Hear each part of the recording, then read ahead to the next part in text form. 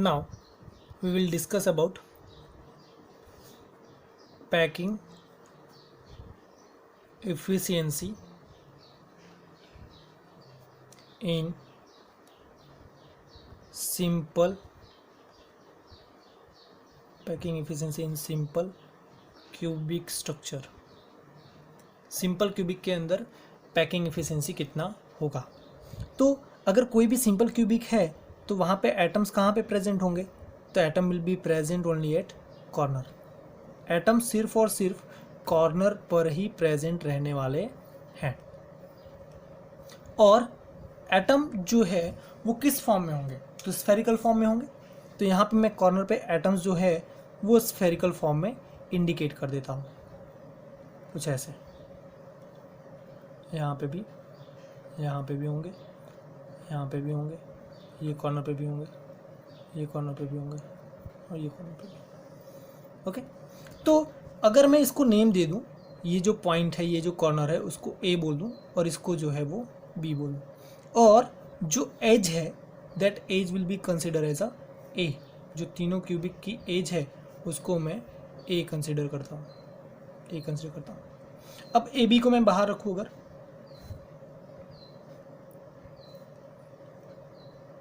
ए और बी, तो हमें क्या देखने को मिला, एक एटम यहाँ पे है और दूसरा एटम यहाँ पे। ये आपस में टच होंगे मतलब ये जो हम स्फेरिकल फॉर्म कर रहे हैं वो स्फेरिकल कुछ ऐसा होगा, ये फॉर्म ए और बी। ठीक है, इसको कैंसिल करता हूँ। अब इसका डिस्टेंस कितना होगा, ये कितना होगा और ये कितना होगा, तो क्लियर है, सर्कल स्फीयर दिख रहा है, तो ये कितना लेंगे हम आर, और ये कितना लेंगे आर, तो और ये टोटल कितना है ए है। नाउ पैकिंग इफिशियंसी हमें कैलकुलेट करनी है, तो पैकिंग इफिशियंसी का फॉर्मूला क्या लिखा था हमने, total volume of atom present in unit cell into 100 divide by total volume of unit cell. Total volume of unit cell, तो टोटल वॉल्यूम ऑफ एटम, तो कितने एटम प्रेजेंट होंगे यहाँ पे, पहले वो कैलकुलेट करना पड़ेगा। तो number of atoms in simple cubic कितना होगा, 8 कॉर्नर पे एटम है और एक एटम की शेयरिंग कितनी है, 8 कॉर्नर के एटम है और 1/8 atom per unit cell.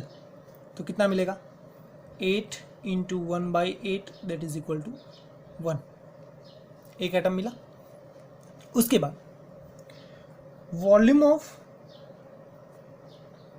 Simple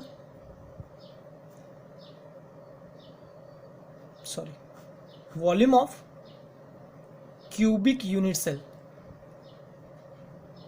cube के फॉर्म में यूनिट सेल, तो क्या होगा, साइड का क्यूब, साइड को हमने क्या लिया है, एज को क्या लिया है A, that will be A cube.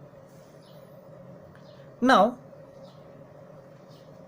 ए को आर के टर्म्स में अगर रखना हो, तो रेडियस के टर्म में लिखना हो, तो क्या लिख सकते हैं यहाँ से, ये क्या दिख रहा है आपको आर, ये क्या दिख रहा है बी का R, R plus R that will be equal to A, R plus R that is equal to 2r। Therefore total volume of unit cell will be is equal to A cube is equal to 2r का cube is equal to 8r cube. Now volume of कितने atom है, 1 atom,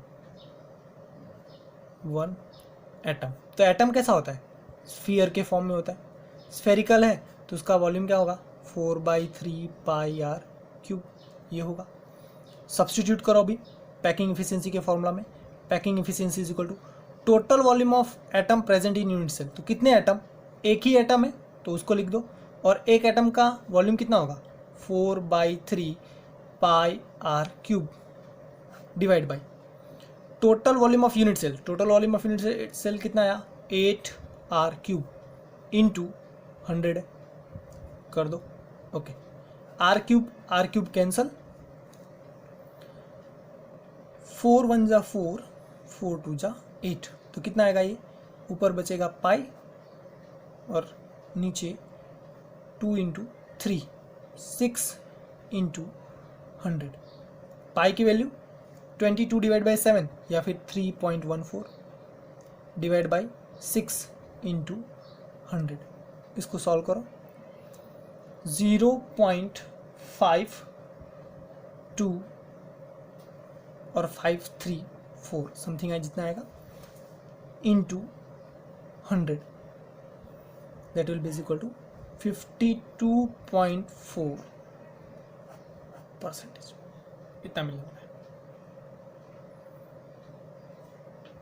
okay, so that is about 5 to 4 और 5 to 3 जो भी हो, 3 6 आगे continue हो जाएगा, तो उसको हमने 5 to 4 ले लिया।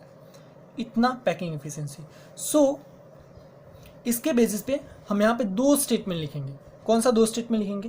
पहला statement, volume occupied by atoms in simple cubic, कितना होगा? 52.4%। देयरफॉर दूसरा स्टेटमेंट, वॉल्यूम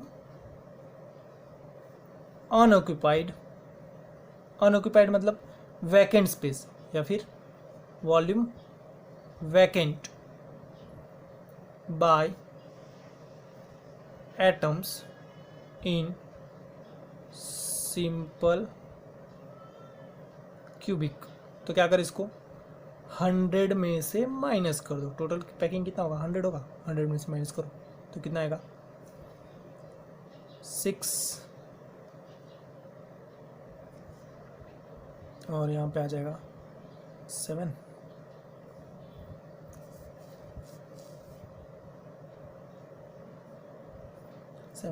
और 4 9 है ना, 5 4 47.6% जितना। ओके, इतना वॉल्यूम अनऑक्यूपाइड वॉल्यूम और इतना ऑक्यूपाइड वॉल्यूम। अब ये सिंपल एमसीक्यू में भी हो सकता है, एमसीक्यू में भी हो सकता है। ओके।